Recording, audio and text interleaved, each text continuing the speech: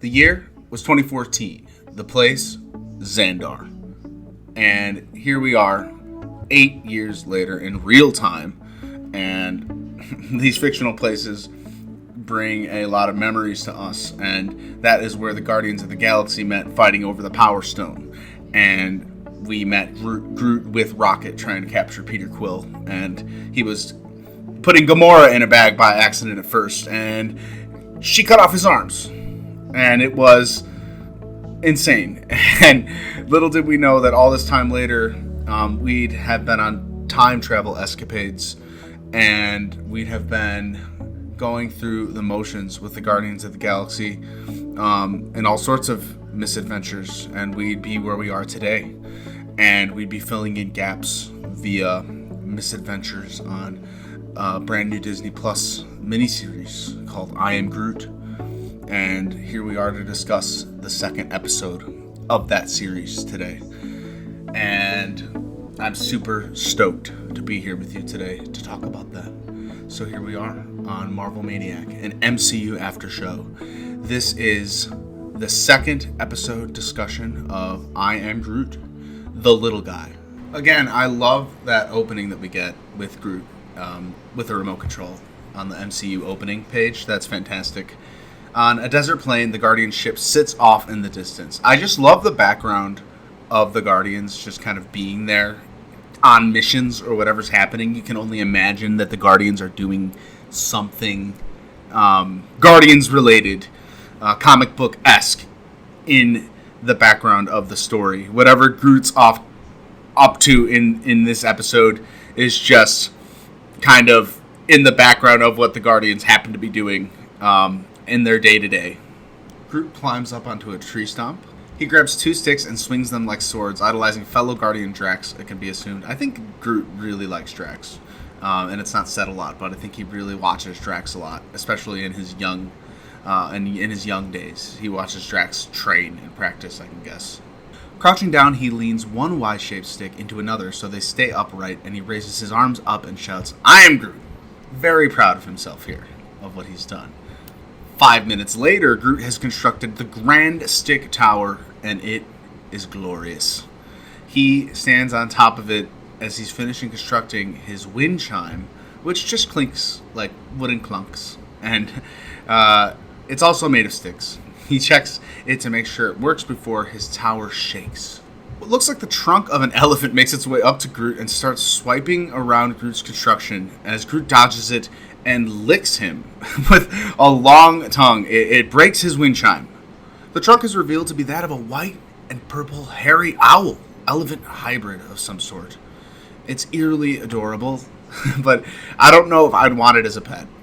It's because of the tongue, personally.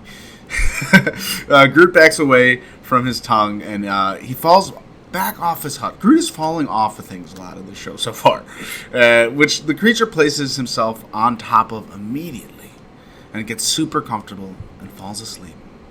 Then a giant winged creature immediately, it looks like a pterodactyl, it flies down and swoops up the owl-elephant hybrid in its talons, destroying Groot's creation tower in the process. Just completely obliterating it. Groot throws a fit. He is not happy.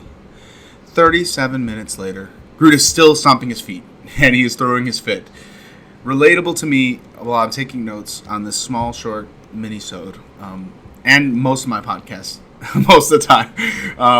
I'm like Groot when my dog is barking every 2 seconds, every time I hit play. It's the life of a small-time podcaster. Me and Groot relate, but we have to keep our composure. That's what it is. We must keep our composure. It's a lesson in composure. We build our stick houses, and they fall down when they get swooped up by giant pterodactyl creatures and hairy owl creatures with long tongues. That happens every day. He falls forward in frustration and lies face down in the sand. He turns his head, and in front of him sits a rock at his eye level, which he turns over. Beneath him, below the rock, a civilization of jelly bean creatures look up at him. As epic moon landing like music plays, kind of, and these creatures are kind of like light blue with goldish yellowish specks on their backs. They're very cool. kind of like ants, but more advanced. Groot stands up on the edge of the indentation formed by the rock. One of the tiny creatures offers up a bowl, which he was just fighting with his buddy over, kind of adorably. The creature mumbles something when he says it. So they have their own language. They're very advanced, which is super amazing. Loudly, Groot says, "I am Groot." And the force of Groot's breath blows the creatures backward with a huge force. At this point, Groot asks. Now, he doesn't just say it with power. He just asks, "I am Groot." And smiling, Groot stomps his feet, shaking the ground beneath these creatures.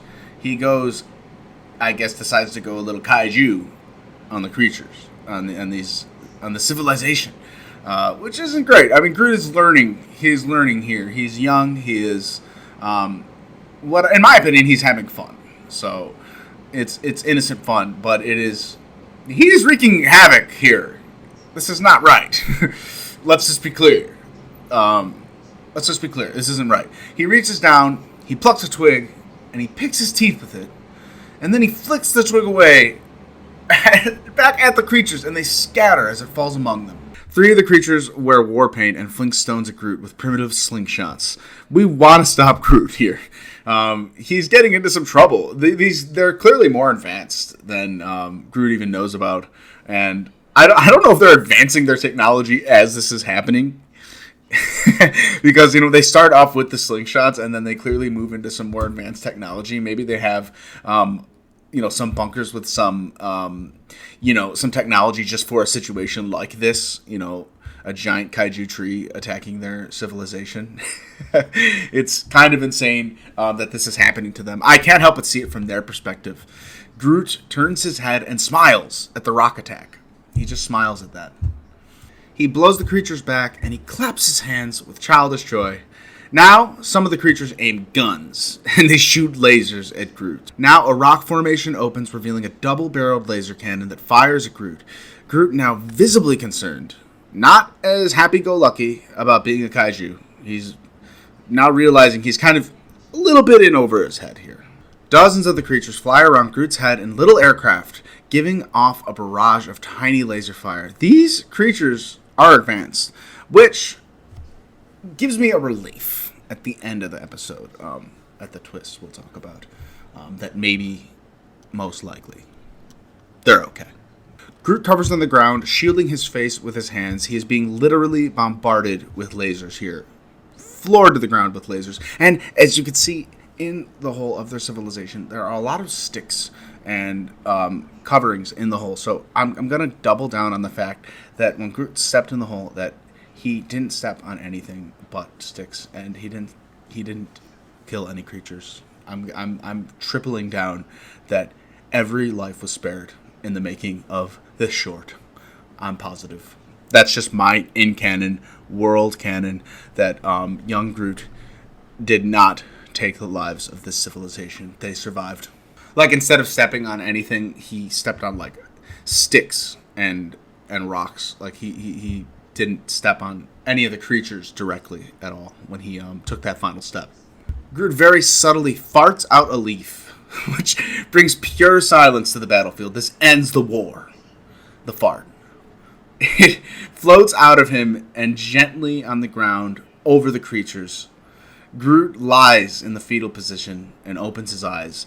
The tiny creatures gather around the leaf. A celebration breaks out like that at the end of Return of the Jedi. It is just all around joy and happiness among these creatures. And some break off pieces to shove in their mouth. One older creature, which I just found hilarious, one of the older creatures wearing a kerchief, gathers bits of it in the basket. And it just made me so happy. Groot's mouth hangs open and his wise eyed in. He excitedly runs over to a tree and plucks off a leafy branch, clutching it in his arms, and he runs back to the creatures. He just wants to feed all the creatures. He's so happy. He wants to join the party. He frowns. His foot rests in the creature's hole. Oh my goodness. Oh my goodness. The look on his face is mirroring mine. I am just I am devastated at this point. Groot's Groot looks at the bottom of his foot and drops the leaves, and he just nonchalantly pushes the rock back into its original spot, and he pats it, and he slowly backs away, and then he runs back to the Guardians, and I'm assuming disassociates and never thinks about this again, and the title appears, I Am Groot, to which point I take a long break and don't realize there's another part, and there is a second scene showing that the creatures do survive. In the dry ground, dozens of the tiny creatures pop their head up. I'd like to think we have a zero casualty situation on our hands here. Like I said, I think the creatures were spared, and innocent Groot didn't cause any harm, and this was just a war, an innocent war between a young tree and an up-and-coming civilization which will thrive. It will thrive. The civilization will thrive. These creatures will make it, and so will Groot. And Groot has many adventures ahead, and so do these creatures. These little guys, these jelly beans, these adorable jelly beans. And that was our second after show out of 5 for I Am Groot. And we have obviously 3 more to go, and I am super stoked and excited to be here with you today on Marvel Maniac, an MCU after show. I will see you on the next one, which is now currently streaming, because I have uploaded all 5 of these I Am Groot short after shows. Until the next one, Avengers, disassemble.